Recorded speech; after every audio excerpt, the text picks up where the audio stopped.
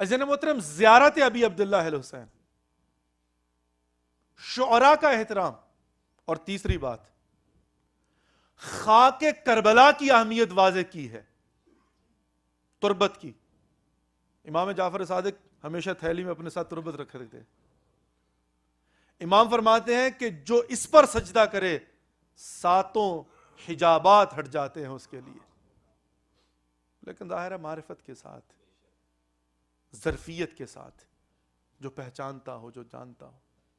اور پھر چوتھے مرحلے میں آتے ہیں مجالس اعضاء کا اہتمام، جن کو آج ہم زندہ رکھے ہوئے ہیں، کسی بھی دنیا کے خطے میں کیوں نہ چلے جائیں۔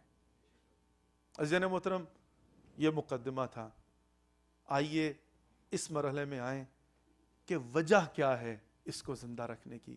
میں ایک بات یہاں پر تذکرہ نرز کرنا چاہتا ہوں۔ 14ویں صدی ہے، آخر و زمان ہے، اگرچہ تاریخ کے اندر یہ بڑے واقعات ہو چکے ہیں، لیکن پھر بھی نفسیات ہے انسان کی۔ لیکن ایک چھوٹی سی بات بیان کرتا ہوں اور پیچھے سے شروع کروں گا، یہاں تک آتا ہوں۔ مولا کائنات علی ابن ابی طالب کو نہیں جانتے تھے لوگ؟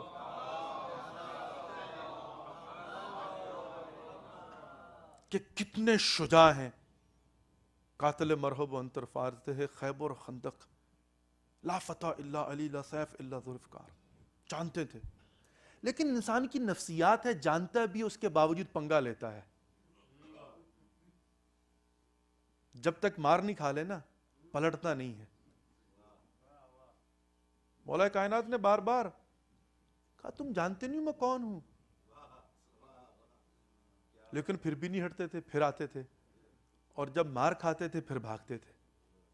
یہ ایک عجیب نفسیات ہے انسان کی۔ یہاں کی مثال دیتا ہوں تاریخ کی مختصر سی۔ یہ 33 روزہ ایک جنگ ہوئی تھی۔ سید بزرگوار نے ایک جملہ کہا تم جانتے نہیں ہم کون ہیں؟ بھئی ہم وہی تو ہیں جن کو چھوڑ کر تم بھاگے تھے۔ تم جانتے ہو ہم کون ہیں؟ اس وقت تو ہم کمزور تھے، اب تو اور قوی ہو گئے ہیں، لیکن اس کے باوجود نہیں مانے، مار کھائی پھر بھاگے۔ نفسیات ہے انسان کی۔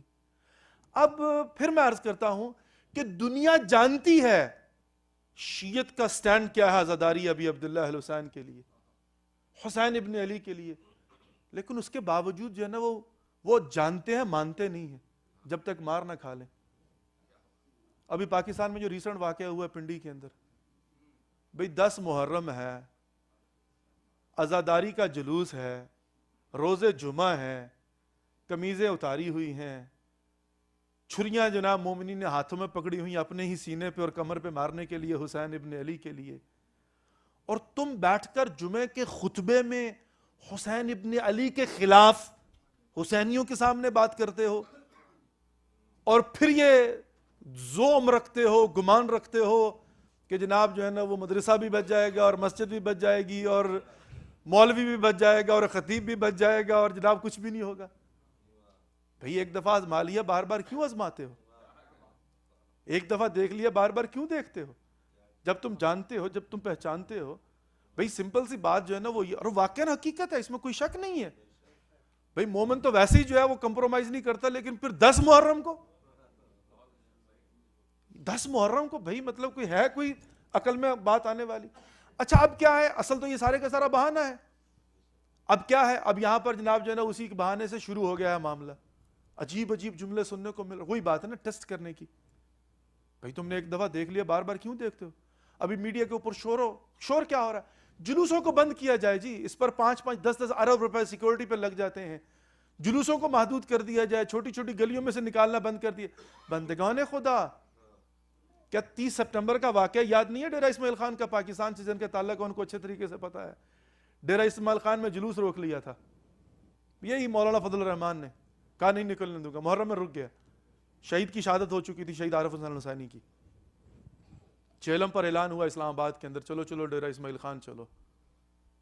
دستہ بنا تھا 72 کا، 313 کا، آنکھوں سے دیکھے ہوئے واقعات ہیں۔ عزیزان محترم، اس لسٹ میں نام لکھوانے کے لیے لڑائی ہو رہی تھی۔ باہر فوج کھڑی ہے, دشمن کھڑا ہے, جلوس ازا کو لے کر جانا ہے, باپ کھڑا ہوا بیٹے سے لڑ رہا تھا. یہ میں تاریخ اسلام کی باتیں نہیں کر رہا ہوں, صدر اسلام کی. اس زمانے کے قصے بیان کرتے ہیں لوگ. میں تو 1988 کی بات کر رہا ہوں, میں تو 1990 کی بات کر رہا ہوں. یہ آج کی کل کی باتیں ہیں, یہ ہماری آنکھوں کی دیکھی ہوئی باتیں ہیں, یہ کانوں سے سنی ہوئی باتیں ہیں. باپ کھڑا ہوا بیٹے سے کہہ رہا تھا کہ بیٹا تو جوان ہے, تو رہنے دے, مجھے جانے دے. اور بیٹا کہہ رہا تھا کہ بابا نہیں, میں جوان ہوں, مجھے علی اکبر کے نام پر جانا, تم بیٹھو, مجھے جانے دو. اور عزیزان محترم نکلے ہیں وہ جانثاران حسین ابن علی, جن کا نعرہ یہی تھا, ہماری یہ جوانیاں حسین کی قربانیاں. گولی چلی ہے, گرے ہیں مومنین, جوان گرے ہیں, لیکن نہ باپ کی زبان سے اف نکلا ہے, اور نہ جس کا بھائی مرا ہے اس کی زبان سے اف نکلا ہے, اور نہ بیٹھی ہوئی پیچھے ماں یا بہن کی زبان سے کچھ شکوہ یا شکایت نکلا ہے. اور پھر آخر میں کیا ہوا تھا, مجبور ہو کر اسی راستے سے اس جلوس ازا کو فوج کے سائے میں لے کر گئے تھے. آج پھر وہی باتیں ہو رہی ہیں. عزیزان محترم واقعاً یعنی جو باتیں کی جا رہی ہیں 50 ارب لگتے ہیں. بھائی ایک ہی جملہ کہنا چاہتے ہیں, سن لو, اور یہاں سے جہاں تک یہ آواز جاتی ہے, جن کے کان بند نہیں ہیں وہ سن لیں اس بات کو.